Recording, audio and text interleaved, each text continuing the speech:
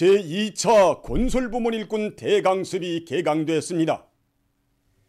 경의하는 김종훈 동지께서 대강습 참가자들에게 역사적인 소한을 보내시었습니다.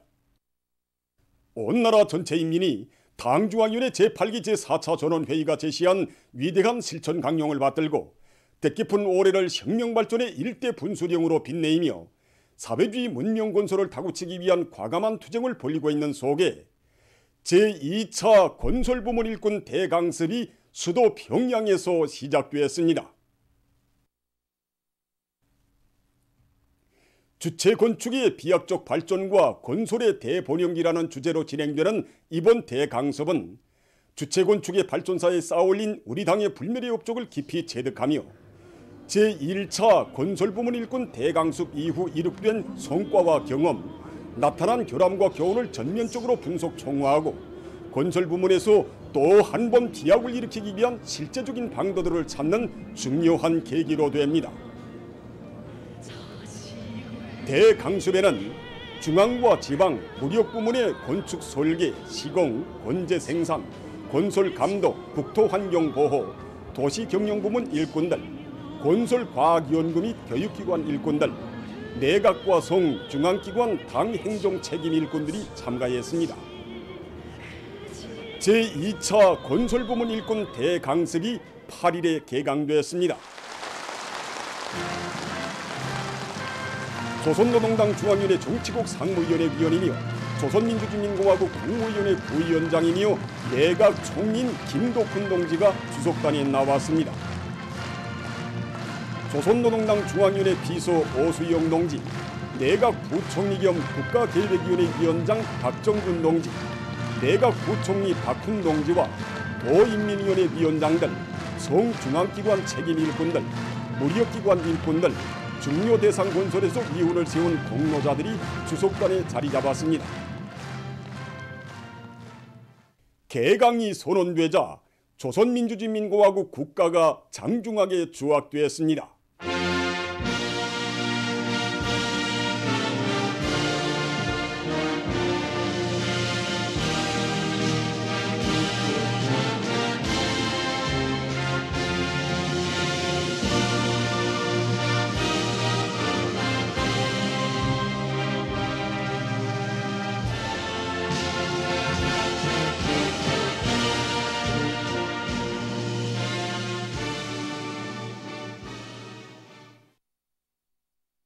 조선노동당 총비서이시며 조선민주주의민공화국 국무위원장이신 경의하는 김종훈 동지께서 제2차 건설부문 일꾼 대강습 참가자들에게 보내주신 소한, 새로운 건설혁명으로 우리식 사회주의의 문명발전을 선도해 나가자를 오수영 동지가 정중히 전달했습니다.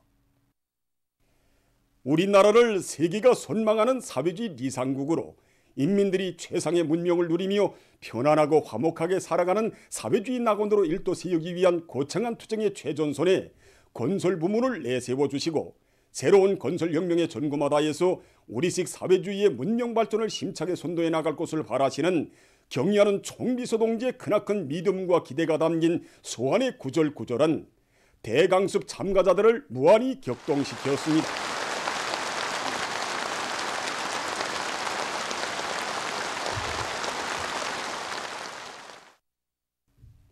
우리 당의 인민대중제일주의 건축 이념과 건설 정책이 집대성되고 위대한 우리 국가의 전면적 부흥과 문명한 미래를 창조하기 위한 100년 지계가 명시된 불멸의 대강을 받아하는 전체 참가자들은 크나큰 격정에 넘쳐 만세 하늘을 거쳐 올렸습니다.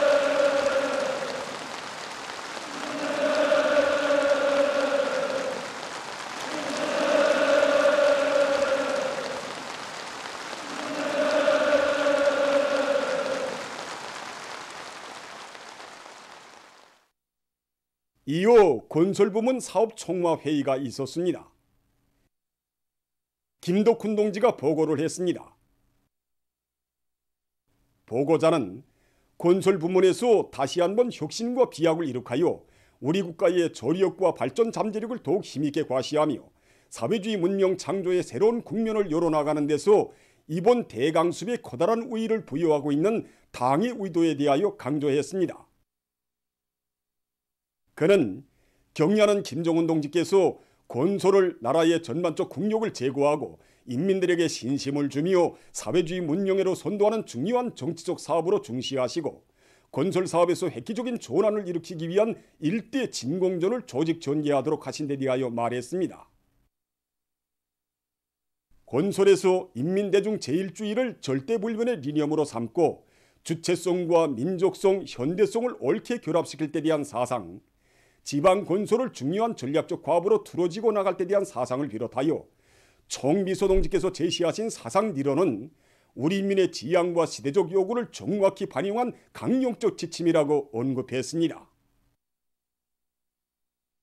건설의 우렁찬 포성으로 적대 세력들의 압살 책동을 짚부시며 광명한 미래를 당겨오실 담대한 배짱을 지니시고 전체 인민의 애국열 창조열을 총폭발시키도록 하신 총비서 동지의 영단은 해마다 온군 하나의 고리가 일도서는 것과 같은 놀라운 건설 속도가 창조되고 인민경제의 자립화 현대화와 온 사회의 문명화에 이바지하는 자랑스러운 건축물들이 연이어 솟구치게 한 원동력이었다고 말했습니다. 보고자는 전체 대강습 참가자들과 온 나라 인민들의 한결같은 흠모의 마음을 담아 탁월한 사상과 리용도로 경이적인 건축 창조의 새 시대를 펼치시며 부흥번영의 리상사회를 당겨오시는 경의하는 김정은 동지께 최대의 영광과 가장 뜨거운 인사를 삼가 드렸습니다.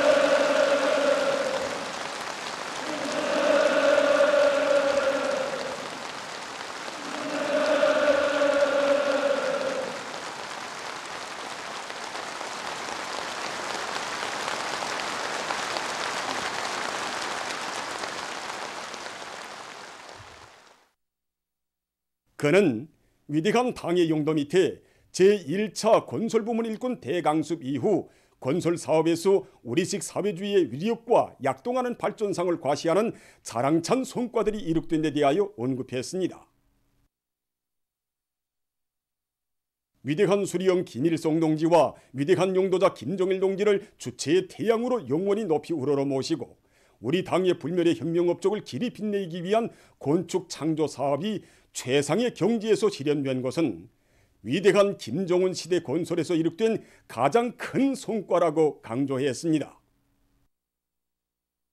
당의 웅대한 건설 구상을 실현하기 위한 투쟁 속에서 군민 대단결이 더욱 강화되고 우리식으로 우리 힘으로 앞길을 개척하려는 정신력과 창조력이 비상이 앙양된 것은 그 무엇에도 비할 수 없는 참으로 소중한 성과라고 언급했습니다.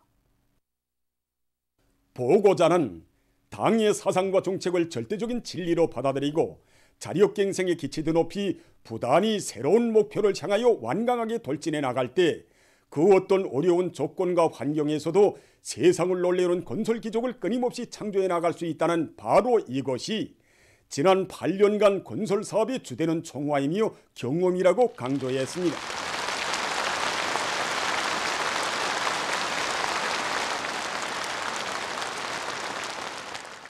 그는 건설 부문에서 나타난 일련의 결함들에 대하여 분석 총화했습니다. 보고자는 당중앙위원회 제8기 제4차 전원회의는 사회주의의 전면적 발전기에 맞게 건설 부문에서 새로운 건설 혁명을 일으킬 때 대한 영예로운 과업을 제시하였다고 하면서 건설 부문의 모든 일꾼들과 근로자들이 당의 건설 사상과 정책을 결사의 행동 실천으로 받들어 국력을 제고하고 사회주의 문명 건설을 다구치는 데 적극 이바지해야 할 것이라고 말했습니다. 건설 부문의 일꾼들과 근로자들이 전후 평양속도 창조로 당을 옹이하고 전리마 조선의 기상을 온 세상에 떨친 전 세대들의 투쟁정신 투쟁 본때로 더욱 분발하여 만년대계의 기념비적 건축물들을 더 많이 더 훌륭히 일도 세워야 할 것이라고 언급했습니다. 보고자는 경의하는 김정은 동지의 둘이의 일심단결하여 새로운 건설혁명의 불길을 세차게 일으킴으로써 우리식 사회주의 건설의 전면적 발전을 힘차게 선도해 나갈 때 대하여 강조했습니다.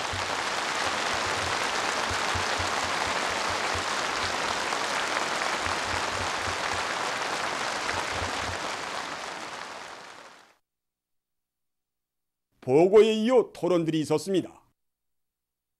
건설부문 일꾼 대강습은 계속됩니다.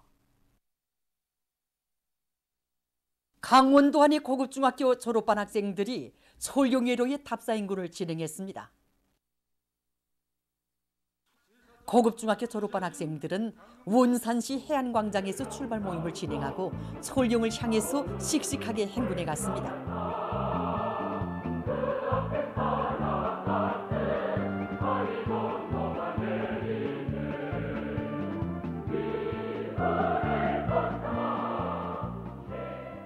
이번에 우리 도안의 고급중학교 졸업한 학생들이 철령에 오르게 됩니다.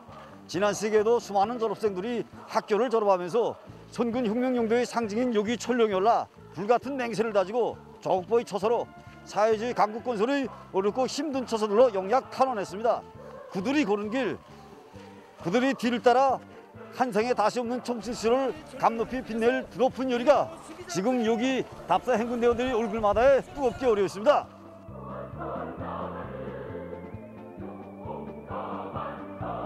오늘 우리가 누리는 행복이 과연 어떻게 마련되었는가 하는 것을 하많은 사연을 전한 여기 출령에 오르면서 더 잘 알게 되었습니다. 우리 학교는 12명의 영웅을 배출한 영웅원산 고급중학교입니다. 저는 열심히 쟁여야 될 맹세를 다지면서 철령에 올랐습니다. 솔룡에 오른 도안의 일꾼들과 청년동맹 일꾼들, 고급중학교 졸업반 학생들은 솔룡혁명 사족비에 꽃다발을 드리고 맹세 모임을 가졌습니다. 토론자들은 솔룡에서 다진 맹세를 지켜 성스러운 조국보의 초소와 사회주의 건설의 어렵고 힘든 전구들이 달려나가 애국 청년의 기상과 번때를 남김없이 떨쳐나가자고 열렬히 호소했습니다.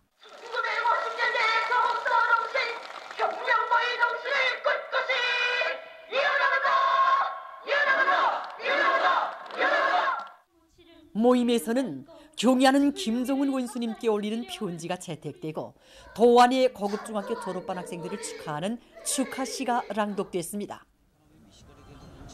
답사 과정에 고급중학교 졸업반 학생들은 항일 빨치산 참가자들의 회상기 연구 발표 모임과 우등불 모임을 비롯한 다채로운 모임들을 진행했습니다.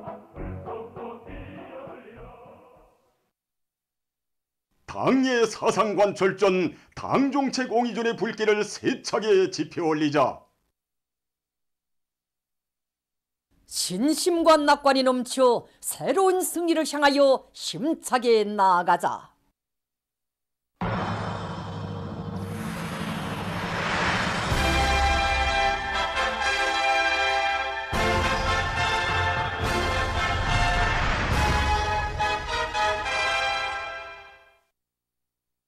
각지의 경공업 부문 일꾼들과 근로자들이 인민소비품 생산을 늘리기 위한 사업을 힘있게 벌이고 있습니다. 평성 합성가죽공장에서 소비품 생산을 활성화하면서 질을 높이기 위한 사업을 짜고 들고 있습니다. 올해 공장에서 내세운 중요한 목표는 합성가죽의 질을 현저히 높이는 것입니다. 새해 들어와서 지금 생산을 적극 내밀고 있는데 결정적으로 질을 따라서자 이렇게 결심하고 기술자들, 노동자들이 달라붙고 있습니다. 다색화 다양화를 실현해서 가죽의 보임성을 좋게 하고 있는데 최근에 밝은색 바탕에 정신을 더 들였습니다. 가죽의 질이라고 할 때는 먼저 유연성이 좋아야 합니다. 그리고 내한성, 이 추위 견디성이 좋아야 합니다. 이 문제들을 해결하기 위해서 우리 기술 집단에서는 원료들의 혼합 비율을 과학적으로 정하고 또 여러 가지 첨가제들을 새로 도입하고 있는데 질이 상당히 좋아지고 있습니다. 사리원 대성타월 공장에서는 생산 활성화를 위한 사업을 적극 내밀고 있습니다. 공장에서는 생산 공정 간 맞물림을 짜고 들고 자재 보장을 앞세우는 한편 노력 배치를 합리적으로 하는 것과 함께 직기들의 가동률을 높여 생산을 정상화하고 있습니다. 공장에서는 기대별 사회주의 경쟁을 조직해서 시간당 생산량을 늘리는 것과 함께 종업원들의 과학기술과 기술기능 수준을 높여 제품들의 질을 철저히 보장하고 있습니다. 또한 우리 인민의 미감에 맞으면서도 질 좋은 새 제품을 개발하기 위한 기술 준비 사업에 힘을 넣어 타월 제품의 다종화, 다양화, 다색화를 실현해 나가고 있습니다. 평안북도에서 인민들의 생활상 요구를 구체적으로 요해하고 소비품 생산을 결정적으로 늘릴 목적에서 인민소비품 전시회를 조직 진행했습니다. 도쪽으로 180여 개 단위에서 1,450여 종의 2만여 점의 많은 필수품들이 전시되었습니다. 신의주시, 종주시, 대관군, 그리고 우리 곽산군을 비롯해서 지난 시기 볼 수 없었던 실제 인민들한테 절실히 필요한 이런 소비품들 생산하기 위한 투자를 적극 벌였습니다. 중주시에서만 해도 우리 시기에 위한 당 생산 이 토대를 마련하고 이 문제를 해결했습니다. 이걸 비롯해서 많은 군들에서 서로 자기네 군을 대표할 수 있는 명제품, 명상품을 만들기 위한 이런 투자를 힘있게 벌였습니다.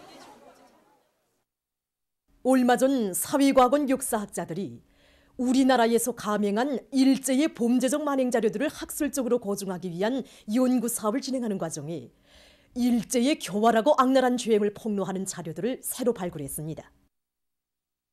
발굴한 자료를 보면 조선 봉건 왕조의 26대 왕이었던 고종의 사망 날짜가 사실과 맞지 않는다는 것이었습니다. 이에 대해서 사회과학원 민속학연구소 소장인 후보 원사 교수 박사 공명성 선생님은 말합니다. 이번에 우리 사회과학원 역사학자들은 일제가 고종의 사망 날짜를 이제 왜곡 날조한 이 범죄적 만행에 대한 자료를 새롭게 발굴하여 이제 학술적으로 이제 고증하였습니다. 일제는 1919년 1월 23일 조선 총독부 간보에서 고종이 1월 21일 날 뇌출혈을 일으켜서 1월 22일 날 아침 6시에 이제 사망했다고 이제 보도를 발표했습니다.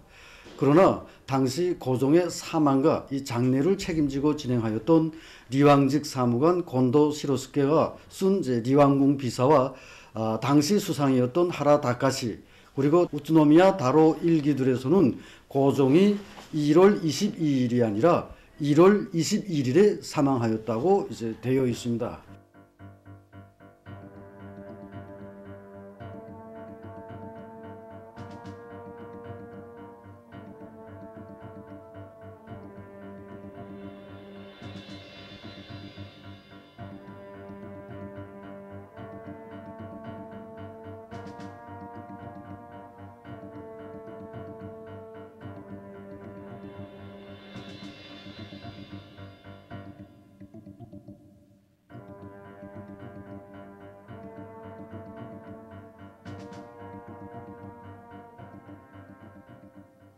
일제가 고종의 사망 날짜를 왜곡 날조한 것은 조선에 대한 식민지 지배의 장례로 되는 고종을 암암리에 독살한 저들의 범죄를 뇌출혈에 의한 사망으로 감싸고 우리 인민의 반일 감정을 무마시키려는 데 있었습니다. 새로 발굴된 일제의 범죄적 만행 자료들은 근대 일본의 역사야말로 갖은 흉계와 모략, 위협과 공갈로 우리 민족의 존엄과 자주권을 난폭하게 유린한 범죄의 역사라는 것을 다시금 뚜렷이 증명해주고 있습니다. 세계적으로 신형 코로나 비루스 감염자 수가 4억 명을 넘어섰습니다. 지난 1월 6일 3억 명을 기록했던 감염자 수가 한 달 만에 1억 명이 더 늘어나 8일 현재 4억 26만여 명으로 증가했습니다. 또한 사망자는 578만 700여 명에 달했다고 합니다. 감염자 증가 속도를 분석해보면 전염병 발생 이후 10석 달 만에 1억 명을 기록했던 세계적인 감염자 수가 2억 명에 이르는 데는 7달, 3억 명으로 늘어나는 데는 5달이 걸렸습니다. 그러나 3억 명에서 4억 명으로 증가하는 데는 불과 한 달밖에 걸리지 않았습니다. 이것은 악성 전염병의 전파 속도가 시간이 흐를수록 기하급수적으로 빨라지고 있다는 것을 보여주고 있습니다. 이미 보도된 바와 같이 올해에 들어와 감염자가 급증하고 있는 원인은 최악의 변이 비루스인 오미크론의 전파와 관련돼 있습니다. 현재 대부분 나라와 지역에서 오미크론 변이 비루스와 함께 스텔스 오미크론 변이 비루스까지 동시에 전파되면서 감염률이 사상 최고 수준으로 뛰어올랐는데 지난 시기보다 평균 7 내지 10배 정도, 일부 나라와 지역에서는 그 수가 50배, 최고 100배 이상으로 증가했습니다. 올해에 들어와 더욱 악화된 전염병 상황을 놓고 분석가들은 련이어 겹쳐드는 변이 비루스들의 대대적인 전파로 인해서 대류행병 사태의 전망을 도저히 예측할 수 없다고 우려를 표시하고 있습니다. 얼마 전 미국의 여러 지역에 겨울철 폭풍이 들이닥쳐 피해가 났습니다. 폭설과 폭우를 동반한 폭풍으로 약 35만 세대의 살림집들에 대한 전력 공급이 중단되고 나무와 전기선들이 모두 얼었다고 합니다. 또한 여러 학교와 대학들에서 수업이 중지됐다고 합니다. 최근 아프리카의 뿔 지역에서 심한 가물 피해를 겪고 있습니다. 특히 케니아와 소말리아, 에티오피아 등 지에서 40년 내 처음 보는 가물로 인해서 농업 부문이 막대한 피해를 입고 있다고 합니다. 유엔 식량 및 농업기구는 뿔 지역에서 여러 해째 계속되는 가물로 알곡 소출이 급격히 떨어지고 집짐승들이 죽어가고 있다고 하면서 올해에 들어와 식량 위기가 더욱 심각해질 것이라고 우려를 표시하고 있습니다. 보도를 마칩니다.